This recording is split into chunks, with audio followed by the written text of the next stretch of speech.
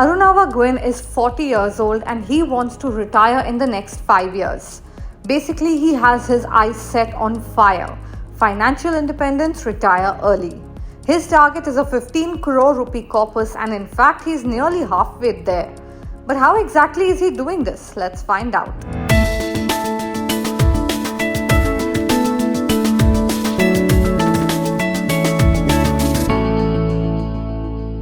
When it comes to investing and saving money, like with most single men, the first few years were barely any savings. It was all spent off.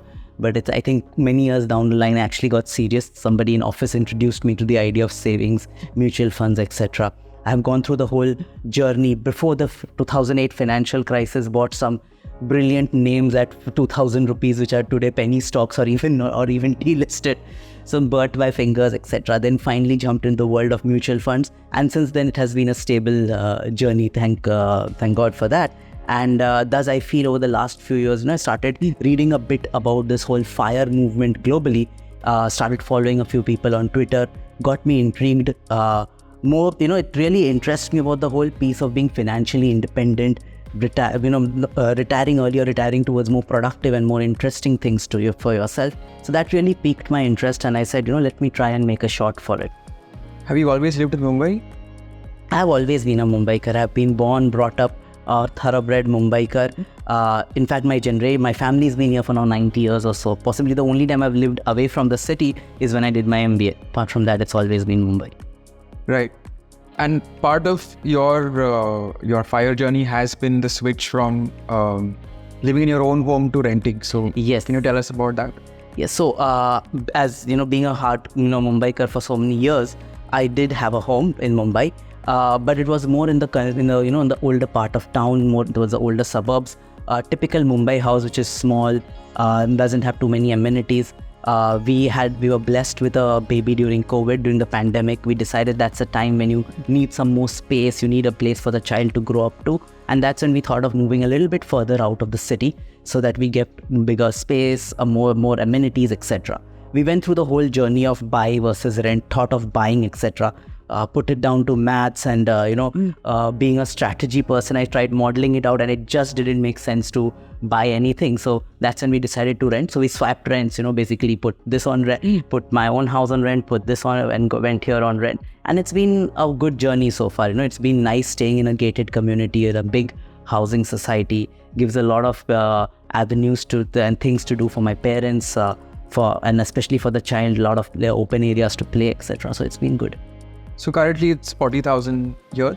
Yeah, I pay a rent of around 42,000 over here. And you make more in the rent by renting out? It's more or less the same, but yeah, it's marginally higher by renting that out. Nice. So essentially you don't have to pay anything for your stay?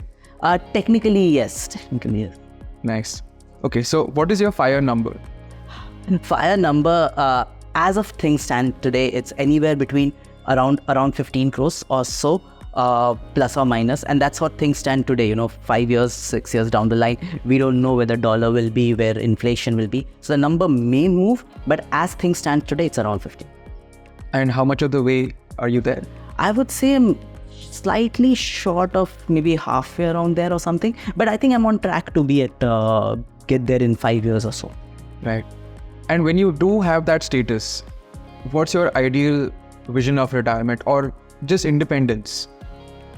So there are two pieces to it. One is, as you correctly said, it's the whole idea of independence. We've gone through some, financial uncertainties in the past when I was a child. Want to get away from that. Also, free up your, open up different avenues and options for you. It's not that my retirement is like 45. I want to kick up my boots and go and stay in a Goa shack and sip beer all day. Yeah, that sounds like fun. That's actually not what I envision myself doing. Maybe at 60 or 65, but definitely not at 45. It's more a psychological block to get there, and then maybe explore different ideas. Some things around could be entrepreneurship, could be giving back to society. I have a passion for teaching a lot, so maybe I will explore that as an avenue. But it's not just, okay, I'm done, I can't go to office, I can't see an office. Absolutely not that kind of situation. Correct.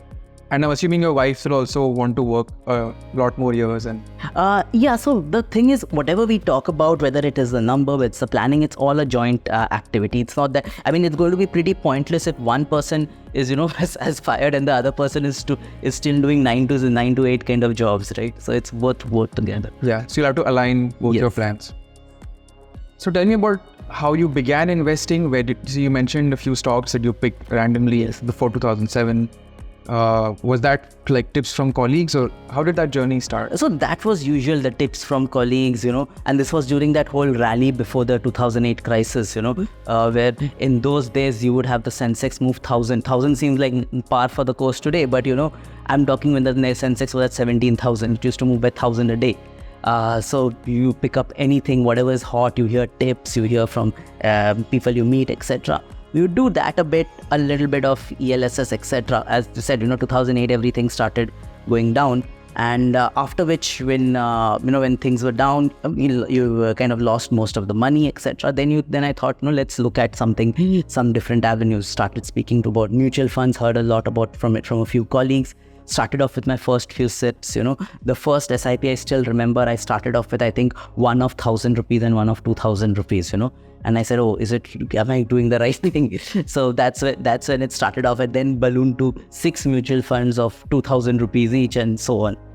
You hit the point of 60 mutual funds, right? Yes, I at one stage I had around 60 plus mutual funds, because every few months there would be a new flavor. Sometimes it's an FMCG fund, sometimes it's some other fund, PSU fund, etc. 2009, when the UPA government returned, there was a whole buzz that PSUs are really going to take off. So all mutual funds started off with a PSU scheme. So I too locked off PSU scheme. Unfortunately, those PSUs have taken off now after 10 years. But yeah, that's been the journey. So there's some thematic funds, some large caps. They were just off by a mere 10 years. Rounding error. Yes. Yeah, so that's how you land up with 60 plus mutual funds. And when did you start trimming them down? Like, what were the resources that you accessed? How did your thought process? So I started this, I don't know if I should say this, but value research has been a go-to place for me to understand the mutual fund industry, the mutual fund ecosystem really well. That's where I understood the idea of, let us start trimming things down. And I started seeing some of these things. And I realized that like a lot of funds will have certain particular, like the HDFC, Reliances, ICICI of the world are there with everybody. And I'm like, what am I doing with this? And I realized that I need to start trimming it down. Value research helped me a lot in understanding. And around 3-4 years back, during COVID is when I started putting attention to trim this down. My idea has always been that, whenever I have time and whenever it's a good day in the market, sell. Get out whenever there's a bad day. I transfer it to whatever funds I like. Trimming down, unfortunately, is a bit is not tax efficient, which I think should be something hopefully we change in the next few years. But it is what it is. But trimming down really helps. And now, how many funds do you own? Now I think it's come down to around 20, 25 or so. The ideal, I know experts say it should be 5 or 6, but I think I'll still be there around 15 or so over the next few years. I don't see going below 10. But I'm assuming that it's not all uniform. You'll have some funds which dominate your fund. Yeah, that is obviously there. Some will really dominate. And the only reason I don't see it going significantly down from this number is because as you have trimmed down and consolidated rather, the number in each fund is significant. As I said, selling anything is tax inefficient. So either you stop investments into it, or you let it be when you actually need the money you sell. Otherwise, selling now and paying taxes on it is pointless just to get the magic number of 10 mutual funds. Yeah. So apart from MFs, you also still do stocks? I do a bit of stocks. I would say maybe 10 to 15% on a monthly basis is in direct stocks. I have tried to do a mix of that thing, but that is more a DIY kind of a thing with and some a little bit of advisory services. Right. As in 10% of your monthly savings you put into stock and the rest in funds. Yeah. And apart from these two, do you do anything else? Gold, real estate, and anything else? No, I am a firm believer that real estate is not a good investment for someone at my portfolio. Once you are a portfolio size of 50-100 crores, it definitely has some solid reasons to do so. But at the sub 10 crore portfolio, I personally don't think real estate is a good idea to do so. Gold, fixed deposits, etc. Not much. Honestly, not much. The entire debt, sometimes I do a bit of debt investments on off. Majorly, I again don't touch debt much, because again in the mutual fund journey I've accumulated some debt which I'm happy to keep it at risk. So it'll be less than 10% of your portfolio. Right now, as of my portfolio, I think in mutual funds it would be around 14% or so would be on debt, and that I'm happy to keep it. And you have your employees provident fund account. Yeah, so that is anyways there. So you've got your employees provident fund for both my wife and me going on. So that itself covers the debt piece. And yes, the PPF that we do religiously every year. So in fact, if you include those together, probably that is 40% much higher. Yes, the PPF EPF covers a lot of the debt requirements. How much do you think? About half, a third? No, it wouldn't yet become half. It would still be, I think, then maybe hit around 25% or so, maybe 25. I don't have the exact numbers, but around 25-30 or so. And you never withdrawn from either EPF or PPF? No, I ended up withdrawing once from EPF by mistake. When I changed one of my jobs, I signed up a form and I suddenly got some money back, but never taken a conscious decision to withdraw from EPF. You actually got the money back. That's a feat. People get all kinds of rejections these days. Have you been hit by the KYC issue at all? Not so much myself, but my wife was hit. All her SIPs for last month were rejected, and it was very randomly rejected. Some went through, some were rejected, so we don't know what happened. Thankfully, it got sorted out, but I still need to figure out. But I think my status is the KYC status where I can't do any redemptions right now. I think it's all KYC validated, or there are some 4 or 5 criteria, right? So I think I'm not yet at the topmost criteria, but we'll get that sorted hopefully. But it is an unnecessary pain. Yeah. So do you invest through a distributor, agent, or directly? I do only directly. I strongly believe directly. Again, as my journey had started, I started with a distributor, a very good gentleman. He helped me a lot. But then after a while, you realize once your portfolio is of a certain size, a 1% outflow every year, there isn't much of a value add that a distributor does. I said most of the research I was doing, I was reading up, I was saying I need to invest this. And I didn't even get course correction. So I said, there's no point paying a percent every year for filling up forms. And now with everything digital and at the touch of your laptop or your mobile, digital direct is what it is. Now you have a son, 3 years old, right? 3 years, yeah. So when you have a FIRE number of 15 crores, for his education, etc., you have a separate number in mind? Like how do you factor? That's a very good question, because education is a very dynamic scenario, because, like my elder sister's an engineer. She did her entire engineering. She graduated in the last century, so to say, 99. She completed her engineering at a cost of 16,000 rupees. I was in Mumbai has a free seat, paid seat. I was on a paid seat. My annual fees were 14,000 rupees at that time. Today, I think engineering is upwards of multiple lakhs, So, and that is in India. And if you go abroad, it's another question altogether. So, education inflation beats any other inflation in the entire ecosystem of finance. So, you really don't know. While to short answer is 12 to 15 crores should consider his education, yes. But we don't know, because it may happen that we may end up spending much more than that, we may end up spending much less than that. So we have to have that flexibility. And given that he's just 3, we really don't know how the future is going to pan out. Right. So essentially you factored it in when you calculated your... Factored it in, but we are open to the idea that it may change drastically. Understood. Tell me about insurance. Do you have life insurance? Yes, I do. I had purchased life insurance long back, a term insurance. I've continued with that. I have term insurance from my employer, which also continues. I made this year, ever since the child is born, I've been thinking, I've not yet done it actually, but I may this year go on top of my term insurance, but that's it. How much is it currently? Right now, I'm covered for barely, with my employer and with what I have, I'm covered with upwards of 2.5 crores. So I may top it up a bit more, but honestly, that's about it. There's a very interesting thought about insurance, that insurance is something that you should do only for the time of period that you plan to be earning anyway. So a lot of the companies sell plans till 70, 80. Yeah. But if I'm planning to work around 45, 50, even 50, you don't need insurance beyond that technically. So let's see how the insurance. So you may stop it after. I may stop it. Yeah. And what kind of premiums do you currently pay? Currently, because I've taken it long back, the premium is a little on the higher side. I pay around 8 or 10,000 rupees or so. I think nowadays you get even a crore insurance at 5 or 6,000 rupees per term. I'm not sure of the numbers, I've not validated it, but it's around 10,000 a year. a year. Right. Pure term, no money back, no cash back, nothing.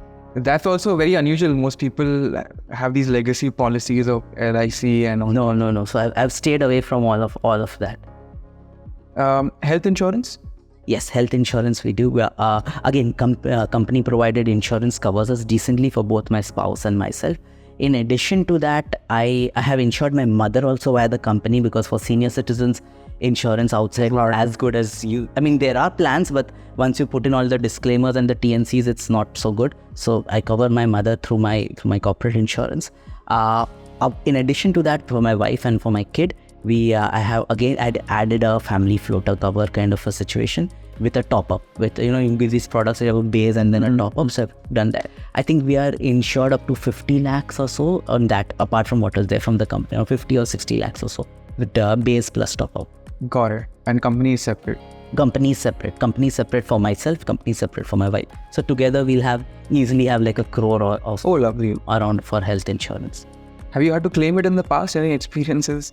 So only company I had to claim when my child was born, the maternity expenses, that's it. No, actually, company plans I have claimed. I've claimed a few times, with my mother, with myself, etc. over the last 10 years or so. But I've so far claimed only company. I've never claimed my own personal thing. So you've had all kinds of no-claim bonuses add up? Yes, that has added. And what is the experience like, the claim? So I have so far taken it, I've been on my own private insurance just for 2 or 3 years. The process has been okay. I mean, we have not yet gone through a claim, so we really don't know about that part. But the sale process has been pretty okay. Right. No, I mean the company part where you... Company part has been completely smooth. No major issues. Only issue has been the hospital end to process paperwork and all, but otherwise it's been completely smooth. Tell me a bit about your spending. Do you think about ways to cut down? Like how much do you roughly spend a month? So we end up spending around, between my wife and myself, around 15% of our joint income, 15-20% of our joint income. As you said, our rent expenses are pretty much negligible because we swap in the rents. That said, so that's why our otherwise day-to-day expenses are pretty low because the rent is not there. That said, I don't think we curb down on any expenses. This is our day-to-day expenses. We both love traveling a lot, so our major expenses go towards traveling. That's how often do you travel? We generally try to do a trip out of India a year. The hope is to augment that with 1 or 2 more India trips. Again, the philosophy we both share is because we are planning to at the time that we work, then that we are working and we have good jobs, is the time we should do the international trips. The moment we retire is when we will say, okay, let us look at more of India. Yeah. And also, as you get older, it's harder to travel. Exactly, it's harder to travel. You can't walk. You can't like going to a typical European city will involve 20,000 steps, 25,000 steps a day. You may not be able to do that once you're beyond 50. So you'll need cars everywhere, and India is better for that. Do you have NPS also? Yes, I do. NPS has been a revelation to me, because in my previous companies we didn't have that 10% basic NPS. So that's something that I'm having here. I'm very grateful and thankful to it. So I've really loved that product and that offering totally. And apart from the company, do you do the 50,000? That also, 50,000. That I was anyways continuing for many years, but the 10% I just started 2-3 years back. And one of the things I keep doing whenever we are talking finance at work is to tell people that, this is something, and it's surprising the number of people who are not aware of it. Yes, a lot of people who are senior and whose compensation is higher, they are not eligible for the tax benefit because of the 7.5 lakh limit. Yeah. But for many it is very much possible to do that, and many of those don't know. Very true. And in fact, it's also available in the new regime. So yes, it is. That's actually a very good thing that's there. Are you planning to switch to new regime, or how do you think about that?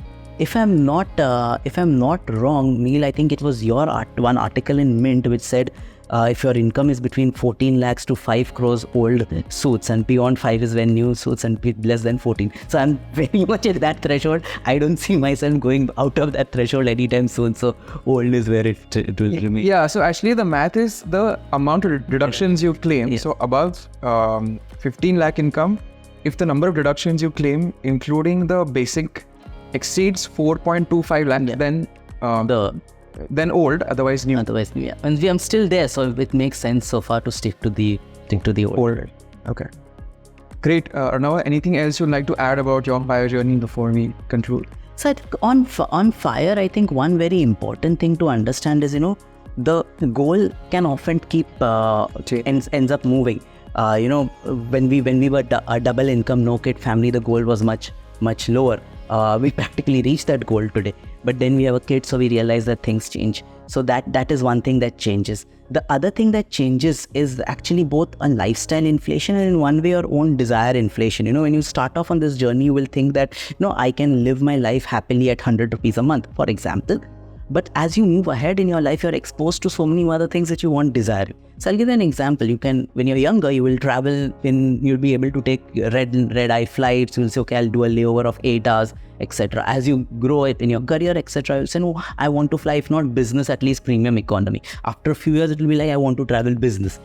These things then end up shifting. So it's very important to manage that balance between your desires. I see a lot of chatter online where there are people who are like, FIRE is the way to go, and there are other people who are like, FIRE is for losers, you have no ambition in your life, etc.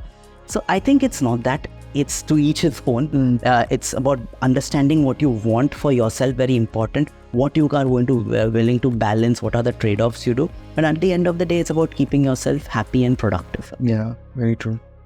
Thank you so much. It was lovely speaking to you. Thank you.